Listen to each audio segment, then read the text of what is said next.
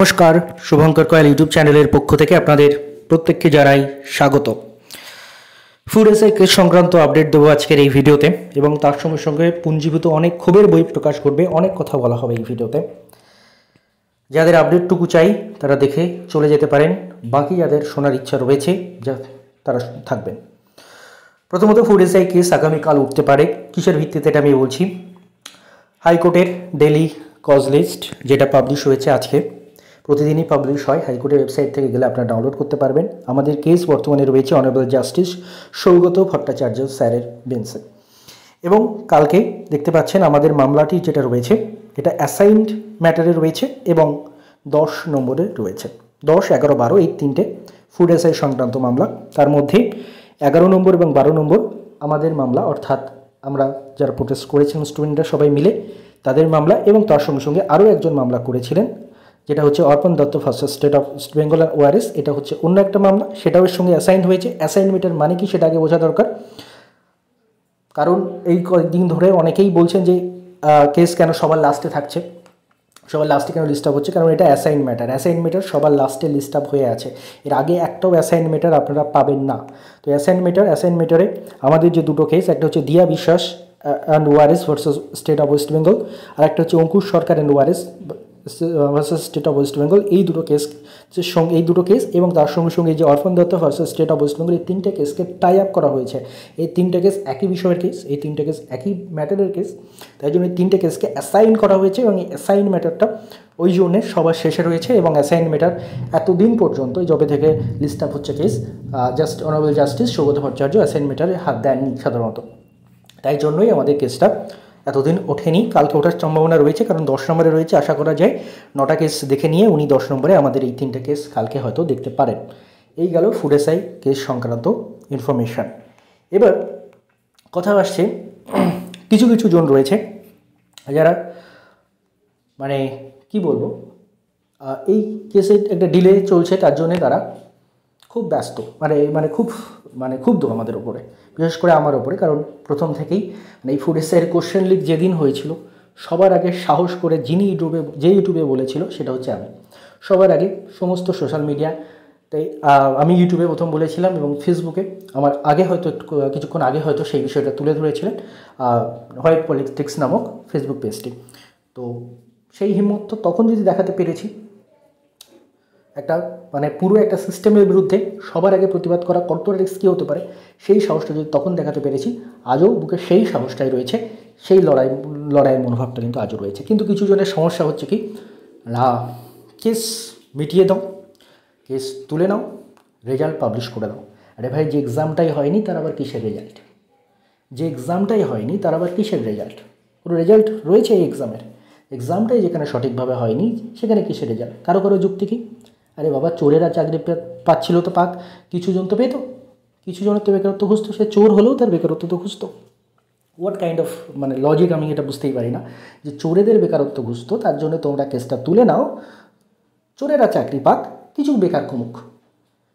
তাহলে ঘটা করে পরীক্ষা নেওয়ার কী দরকার ছিল যদি চোরেরাই চাকরি পাবে? প্রথমত আরেকটা জিনিস, এই যে কেস করা, এটা আমি একটাও কেস করিনি। যে স্টুডেন্টরা কেস করেছে তাদের প্রথম থেকে সর্বৈতভাবে আমার যতটুকু সামর্থ্য আমি সাপোর্ট করেছি।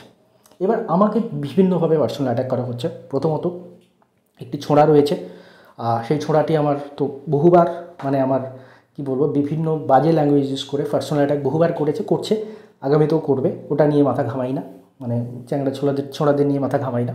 তো চ্যাংড়া ছোঁড়া সবার হাতে স্মার্টফোন রয়েছে, পড়াশুনো লাগে না, পেটে বিদ্যে থাকতে হয় না, এসে যাত্রার নামে খিস্তি খস্তা করলেই হয়ে যায়। তো সে জব নিয়ে যে যার মতো করুক।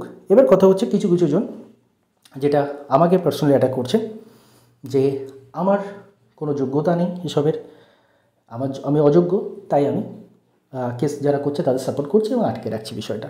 ভাই, আমার যোগ্যতা নেই যদি তোমাদের এতই ডাউট থাকে, এইটা হচ্ছে ইউপিএসসির মার্কশিট, ঠিক আছে, 2023 ইউপিএসসির মার্কশিট।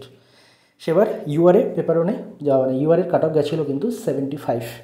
আমার এখানে নাম্বারটা দেখতে পাচ্ছ 90.24। ক্লিয়ার? ইউপিএসসির ইতিহাসের এখনও পর্যন্ত, স্বাধীনতার পর ইউপিএসসির ইতিহাসের টাফেস্ট পেপার ছিল 2023। যে কারো কাছে জিজ্ঞাসা করবে বলে দেবে। সেই 2023-এ যেখানে ইউআরের কাট অফ ছিল 75, তার থেকে 15 নাম্বার বেশি কিন্তু আমার ছিল। তো আমাকে যারা বলছেন যে আমার মানে নিজের কোনো যোগ্যতা নেই, সেই জন্য যোগ্যদের আটকে দিচ্ছি এটসেট্রা, তো তাদের উদ্দেশ্যে ছোট্ট একটি জবাবটা আমি, যারা উল্টোপাল্টা কমেন্ট করছো অযোগ্য এটা সেটা হ্যান, তাদের বলবো এই নাম্বারটা পেয়ে দেখো, এই নাম্বারটাও দরকার নেই।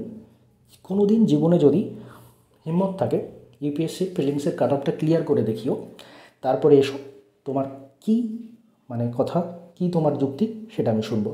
নিজে আগে যোগ্য কিনা সেটা প্রমাণ করো, তারপর আমাকে বলতে আসবে। ক্লিয়ার? এবার আমার ফুড এসআই কেস সংক্রান্ত কেসে আমি বহু মানে নিজের আর্থিক অসচ্ছলতা থাকা সত্ত্বেও, নিজের উপর 50,000 টাকার এডুকেশন লোন থাকা সত্ত্বেও আমি কিন্তু ফুড এসআই এক্সামের এই যে কেস হয়ে স্টুডেন্টরা লড়েছে তাদেরকে কিন্তু আমি দুবার সাপোর্ট করেছি। এই একবার দেখতে পাচ্ছেন 1,000 টাকার পেমেন্টের রিসিপ্ট, পেমেন্ট স্ক্রিনশট, এবং তার সাথে সাথে আরও একবার 1,000 টাকা, 1,001 টাকার পেমেন্টের স্ক্রিনশট। এছাড়া যতবার আন্দোলন হয় সেখানে যদি স্টুডেন্ট থেকে তোলা হয় সেখানেও আমি মানে সবচেয়ে বেশি মানে যারা কন্ট্রিবিউট করে তাদের মধ্যে একজন কন্ট্রিবিউট করি, এবং তাছাড়াও বিভিন্ন সময় আন্দোলনে স্টুডেন্টদের সাথে যখন যাই তখন যা যা টুকটাক বেসিক ফেসিলিটি বা মাঝে মাঝে দরকার হলে কাউকে কিছু স্টুডেন্টদের জন্য যাদের মানে গরমে যারা ক্লান্ত হয়ে গেছে, যেমন কখনো কোনো জলের ব্যবস্থা, সেটা এগুলো নিয়ে বলতে চাই না। তো মানে এইটুকু কন্ট্রিবিউশন খুব সামান্য, সেটুকু আমি জানি, তবু আমার তরফ থেকে রয়েছে। আমার কোনো স্বার্থ না থাকা সত্ত্বেও, আমার স্বার্থ নেই এটা বলা ভুল, আমার স্বার্থ একটাই, দুর্নীতি বন্ধ করা, এবং সেই দুর্নীতি বন্ধ করার জন্যই এই লড়াইটা। এবং এই লড়াইটা সবার প্রথম ইউটিউবে আমিই বলেছিলাম, সেই সাহসটা আমার ছিল, আজও সেই সাহসটা রয়েছে। সেই চোরেরা যতই একজোট হোক তা নিয়ে আমার কোনো মাথা ব্যথা নেই। ক্লিয়ার? আশা করি বোঝাতে পারলাম। তাই আমার বিরুদ্ধে যারা উল্টোপাল্টা মন্তব্য করছেন এটসেট্রা, করে কোনো লাভ হবে না। প্রথমত, কারণ আমি তোমাদের মতো ওই চ্যাংড়া ছোড়াদের ভয় পাই না, কারণ সর্বপ্রথম মানে একটা সরকারি এক্সামের এগেনস্টে যে মুখ খোলার সাহস যার থাকে, তার কোনো ওই চ্যাংড়া ছেলেদের ভয় তার থাকে না। তো এটা নিয়ে মানে হাস্যকর ব্যাপার আর কি। যাই হোক, মেন কথা হচ্ছে যেটা ডিলে একটা হচ্ছে, এবার বহুজন সেটা নিয়ে সমস্যা রয়েছে। দেখুন, ডিলে হচ্ছে কোর্টের প্রসেসে ডিলে হয়। সাধারণ একটা জিনিস বুঝুন, এখনও পর্যন্ত সিআইডি এই কেসে তদন্ত করছে, সিআইডি রিপোর্ট দেয়নি। তো সেখানে গিয়ে আমরা কী করতে পারি? যতদূর আমি জানি এখনও পর্যন্ত মনে হয় সিআইডি রিপোর্ট দেয়নি। সেখানে কী করতে পারি? আচ্ছা, সাধারণ একটা এক্সাম্পল দিই। ডিএ মামলা লাস্ট সুপ্রিম কোর্টে লাস্ট কতবার পেছলো খেয়াল রয়েছে? একটু যদি মানে নলেজ থাকে একটু দেখে নেবেন। ওবিসি সংক্রান্ত মামলা যেটা সরকার লড়ছে, পশ্চিমবঙ্গের রাজ্য সরকার লড়ছে, কপিল সিব্বলের মতো হাই প্রোফাইল অ্যাডভোকেট লড়ছে, সেই মামলায় উঠছে না। তাহলে সব দোষ স্টুডেন্টদের যে তারা কেস কেন তাড়াতাড়ি উঠাতে পারছে না। অ্যাসাইন ম্যাটার রয়েছে, অ্যাসাইন ম্যাটার সবার শেষের দিকে রয়েছে। জজ সাহেব যদি অ্যাসাইন ম্যাটার এখনও হাত না দিয়ে থাকেন, তার দোষ ছাত্রছাত্রীদের, যা ইচ্ছা তাই বলে গেলে হবে। আর একটা জিনিস যেটা আমি বলি, যে কোর্টে একটা কেস লড়তে গেলে, কেস জিততে গেলে তারও অনেক স্ট্র্যাটেজি থাকে। জজ সাহেবের কাছে, কোন জজ সাহেবের কাছে কখন কেস উঠবে ইত্যাদি উকিলবাবুর একটা মানে স্ট্র্যাটেজি থাকে। তো সেই স্ট্র্যাটেজি অনুযায়ী অনেক ক্ষেত্রেও কাজ করা হয়ে থাকে। তো সেটা পাবলিকালি কখনোই সেগুলো বলা পসিবল নয়। জুডিশিয়ারি সম্পর্কে পাবলিকালি কেউ কখনো কোনো রকম কোনো আলোচনা মানে নেগেটিভ আলোচনা করতে পারে না। আই অনার্ড দ্য জুডিশিয়ারি, এবং জুডিশিয়ারিকে অনার্ড করে আমি সেই বিষয়ে কোনো রকম কোনো কথা বলবো না। ক্লিয়ার? তো যাই হোক, মেন কথা হচ্ছে চোরেরা তো বকবেই, চোরেরা চোরের কাজ করছে। কথা হচ্ছে যারাই নেগেটিভ কমেন্ট করছে সবাই যে চোর, সবাই কি চোর জানি না, হতেও পারে সবাই চোর, নাও হতে পারে, সবাই হয়তো চোর নয়।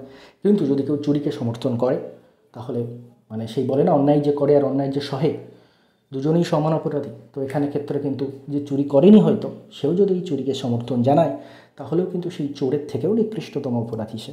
যাই হোক, অনেক কিছু বলার ছিল, আর বেশি কিছু বলছি না, কারণ অকারণে বেশি বলেও লাভ নেই। মেন কথা যেটা, লড়াই প্রথম দিনের স্পিরিট যতটাই ছিল আজও ততটাই রয়েছে, আগামীতে ঠিক ততটাই থাকবে। এবং আরেকটা জিনিস আপনারা ভালো করে জানেন, মিসলেনিয়াস এক্সামে অনেক সেন্টারে খুব কড়া চেকিং হয়েছে, এবং মিসলেনিয়াস এক্সামে এখনও পর্যন্ত কোনো রকম তার প্রুভেন কারাপশানের কোনো রেকর্ড এখনও পর্যন্ত পাওয়া যায়নি, কোনো এভিডেন্স তেমন কিছু পাওয়া যায়নি। সেটা আমাদের চাপেই সমর্থ হয়েছে। এই ফুড এসআই থেকে যে কোর্ট যে থাপ্পড়টা মারলো পিএসসির গালে, তার জন্যই সম্ভব হয়েছে। আর একটা জিনিস, সব বড় বড় হনুরা অনেক কিছু জেনে গেছে। Justice Mantha honourable justice Mantha এই কেসে স্টে দিয়েছে, এমনি এমনি দিয়েছে? তুমি যখন বলছো যে এই কেসটা স্টে তুলে নেওয়ার কথা, স্টে থাকা উচিত না, এটসেট্রা এটসেট্রা, তার মানে তুমি জাস্টিস মান্থাকে কোশ্চেন করছো, তার অর্ডারকে কোশ্চেন করছো। মানে প্যাথেটিক ব্যাপার। মানে মানুষজনের কীরকম ধরনের চিন্তাভাবনা কি, কোর্ট এমনি এমনি কোনো জিনিস স্টে দিয়ে দেয়? সেখানে প্রুফ ছিল বলেই কোর্ট স্টে দিয়েছে, এবং প্রুফ আছে বলেই এখনও পর্যন্ত সেই স্টে ওঠেনি। সেখানে কারাপশন হয়েছে বলেই এখন তার তদন্ত চলছে। তদন্ত শেষ হলে এটার বিষয়ে আলোচনা হবে, কোর্ট যেটা নির্দেশ দেবে সেটাই হবে। মেইন কথা, দুর্নীতির বিরুদ্ধে লড়ছি এবং আগামী তো লড়ব। ধন্যবাদ।